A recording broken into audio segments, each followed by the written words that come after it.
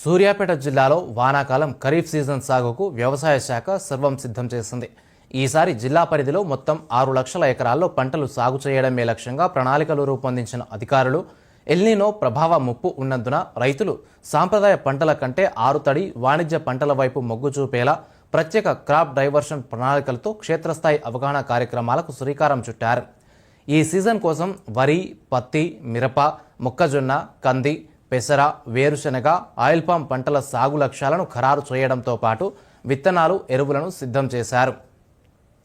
జిల్లాకు అవసరమైన 56,270 మెట్రిక్ టన్నుల యూరియా, 12,260 టన్నుల డీఏపీ, 42,247 టన్నుల కాంప్లెక్స్ ఎరువులను కొరత లేకుండా విడతల వారీగా సరఫరా చేస్తున్నామని, ప్రస్తుతం పాక్షిక నిల్వలు అందుబాటులో ఉన్నాయని జిల్లా వ్యవసాయ అధికారి శ్రీధర్ రెడ్డి స్పష్టం చేశారు.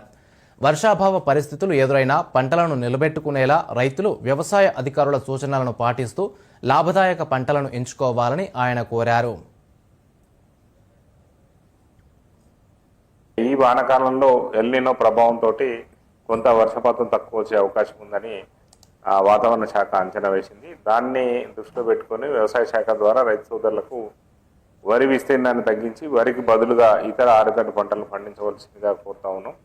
ముఖ్యంగా మన సూర్యాపేట జిల్లాలో పెసర, తర్వాత కంది, ఆముదము, తర్వాత ఈ నువ్వులు, వేరుశెనగ లాంటి పంటలు వేసినట్లయితే మనకు ముఖ్యంగా ఈ పప్పు ధాన్యాలు, నూనె గింజల పంటలకు మార్కెట్లో కూడా మంచి డిమాండ్ ఉన్నందున వరికి బదులుగా కొంత విస్తీర్ణంలో మనకి ఆరుతడి పంటలు సాగు చేయవలసిందిగా రైతు సోదరులకు సూచిస్తా ఉన్నాం.